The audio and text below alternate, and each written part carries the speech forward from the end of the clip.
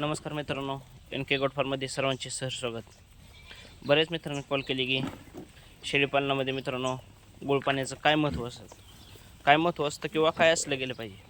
तर मित्रांनो, प्रामुख्याने सांगण्याचा विषय म्हटलं तर शेळीपालनामध्ये मित्रांनो शेळ्यांना भूक वाढणे, शेळ्यांचे कॅल्शियम भरून निघणे व त्यामध्ये मित्रांनो शेळी तंदुरुस्त राहणे किंवा शेळीच्या अंगावरती शेण पण येणे, ह्या सर्व गोष्टीला मित्रांनो गुळ पाणी अतिशय जबरदस्त रिझल्ट देत असतं किंवा येऊ शकतो मित्रांनो दिल्यानंतर. आता प्रामुख्याने मित्रांनो सांगण्याचा विषय जर म्हटलं तर शेळीपालनामध्ये मित्रांनो गुळ पाणी दिलं गेलं का पाहिजे हे लक्षात घ्या. का दिलं गेलं पाहिजे व त्याचे फायदे काय आहेत मित्रांनो. तर प्रामुख्याने सांगण्याचा विषय म्हटलं तर शेळीपालनामध्ये गुळ पाणी दिलं का गेलं पाहिजे. तर पाहू शकता प्रामुख्याने सांगण्याचा विषय जर म्हटलं तर आता हे पाहू शकता, ही कोटाची फिमेल आहे मित्रांनो पहिल्या वेताची, आणि तिचा हा मेल आहे मित्रांनो. जर प्रामुख्याने मित्रांनो शेळीची जर अशा प्रकारची वेत जर झाली गेली तर प्रामुख्याने सांगण्याचा त्या शेळीचे मित्रांनो शरीरातील झीज होत राहत असते. प्रामुख्याने जर जास्तीत जास्त मित्रांनो शेळी जर जास्त वेत झाली गेली तर मित्रांनो शेळीची झीज होऊ शकते. आणि त्यानंतर मित्रांनो तुम्ही कितीही मित्रांनो मेडिकलमधून बारीतली औषधं देऊ शकता, रिझल्ट येत असतो मित्रांनो, हेच नाही, पण मित्रांनो प्रामुख्याने जास्त पैशाचा खर्च वगैरे जास्त शेळीपालनामध्ये होऊ शकतो.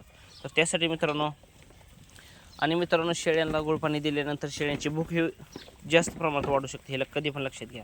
आणि भूक वाढल्यानंतर मित्रांनो शेळीच्या अंगावरती एक वेगळी शायनी येऊ शकते. आणि शेळींचं मित्रांनो जर सांगण्याचा विषय म्हटलं तर मित्रांनो एखादी शेळी जर आजारी पडली असेल तर लक्षात घ्या, प्रामुख्याने डॉक्टर सांगत असतात की शेळीला गुळपाणी दिलं गेलं पाहिजे. तर प्रामुख्याने मित्रांनो गुळपाणी जर शेळीला दिलं गेलं तर शेळीच्या अंगावरती मित्रांनो नॅचरल शाईन येत असते. आणि ही जास्त नाही मित्रांनो, 1 महिन्यातून एकदा दिलं गेलं तर अतिशय जबरदस्त रिझल्ट येऊ शकतो. आणि गुळपाणी दिल्या गेल्यानंतर मित्रांनो शेळीची भूक वाढण्यास अतिशय जबरदस्त रिझल्ट येऊ शकतो, हे लक्षात घ्या. आणि नॅचरल प्रमाणे येऊ शकतो. जर मित्रांनो शेळीला गुळपाणी दिल्या गेल्यानंतर शेळीचा भूक वाढू शकते, नॅचरल प्रमाणात भूक वाढू शकते. आणि त्यानंतर मित्रांनो शेळीच्या अंगावरती एक जबरदस्त शेण पण येऊ शकते. आणि शेळीचं वेट गेन होण्यासुद्धा मित्रांनो अतिशय जबरदस्त नंबर 1 रिझल्ट येऊ शकतो मित्रांनो. आणि मित्रांनो जर वेलेली शेळीला हे मित्रांनो डॉक्टर सांगत असतात की गुळपाणी दिलं गेलं पाहिजे. जर मित्रांनो गुळपाणी शेळीला जर शेळीपालकांनी जर शेळीला दिलं गेलं तर मित्रांनो नंबर 1 रिझल्ट येऊ शकतो मित्रांनो.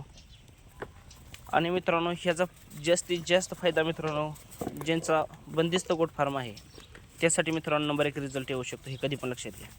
आता मित्रांनो सर्व शेळ्यांना रिझल्ट येत असतो, पण बंदिस्त शेळीपालनात ह्याचा जास्त वापर केला गेला पाहिजे व ह्याचा जास्त रिझल्ट पण येऊ शकतो, हे कधी पण लक्षात घ्या. तर मित्रांनो बंदिस्त गोट फार्ममध्येच का जास्त रिझल्ट येऊ शकतो. तर प्रामुख्याने सांगायचा विषय म्हटलं तर बंदिस्त शेळ्यामध्ये मित्रांनो पूर्ण बंदिस्त शेळ्या राहत असतात. आणि त्यामध्ये प्रामुख्याने शेळ्यांना जास्त मित्रांनो वातावरणामध्ये जास्त फिरण्याचा आनंद त्यांना मिळत नसतो.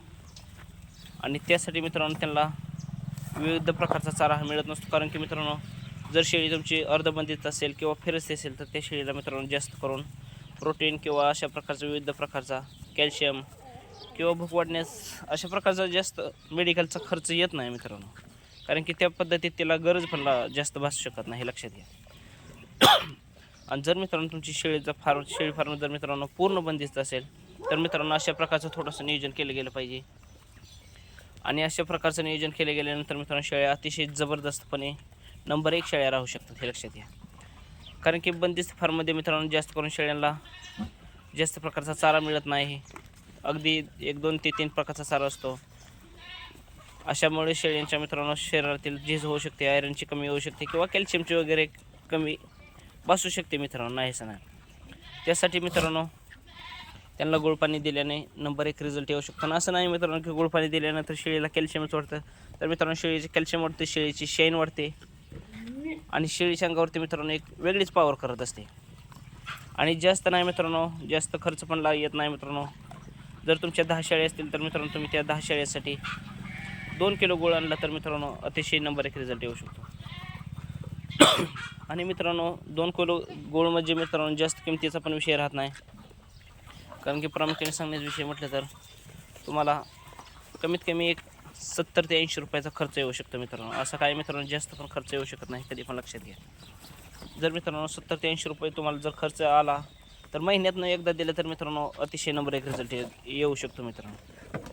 आणि मित्रांनो आपण पण NK गोट फार्ममध्ये मित्रांनो जास्त आपण मेडिकलचा वगैरे जास्त वापर करत नाही. शक्यतो मित्रांनो नॅचरल शेळी आपण ठेवण्याचा प्रयत्न जास्तीत जास्त करत असतो.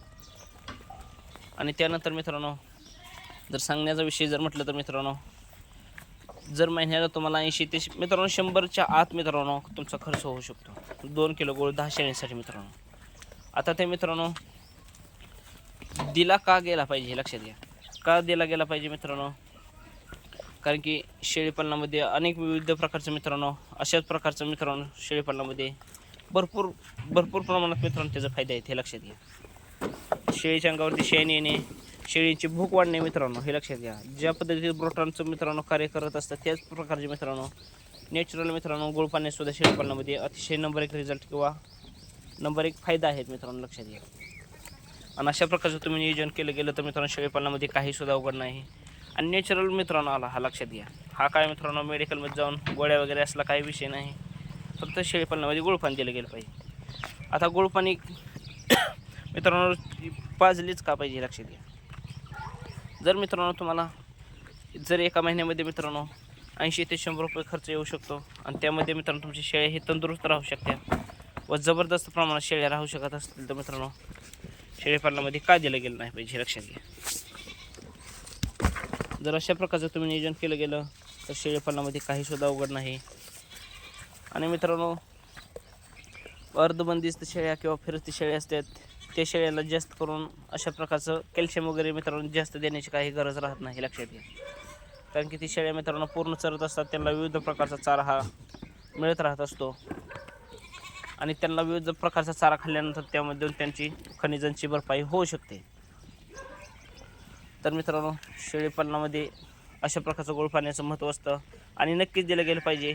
आणि आता मित्रांनो शेळीपालनामध्ये गोड पाणी कशा प्रकारच्या शेळ्यांना दिलं गेलं पाहिजे तर प्रामुख्याने सांगण्याचा विषय म्हटलं तर मित्रांनो 2 किलो जर गुळ आणला गेला असेल तुम्ही मित्रांनो तर तो गुळ मित्रांनो तुम्ही एखाद्या बादलीमध्ये कशामध्ये मित्रांनो तुम्ही थोडासा 1-10 मिनटं मित्रांनो भिजू घातला गेला पाहिजे.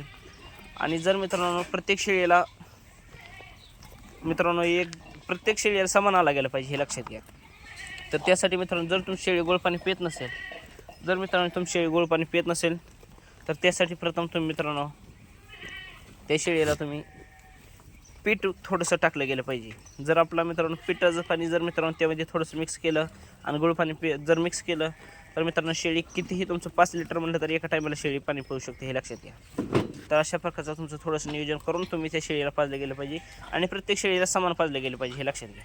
आणि प्रत्येक शेळीला जर समान पाजलं गेलं तर शेळीपालनामध्ये मित्रांनो प्रत्येक शेळीच्या अंगावरती तेवढीच पॉवर करत असते किंवा प्रत्येक शेळीला समान पाजले का विषय काय राहत असतो मित्रांनो. जर एखादी मोठी शेळी असेल तर ती शेळी मित्रांनो जास्त पाणी पित असते आणि जर एखादी लहान शेळी असेल तर ती थोडीशी कमी पिऊ शकते किंवा तिला ती शेळी पाणी वगैरे पिऊन देत नाही. त्यासाठी मित्रांनो थोडंसं नियोजन करून तुम्ही प्रत्येक शेळीला व्यवस्थित योग्यरित्या मित्रांनो पाजलं गेलं पाहिजे.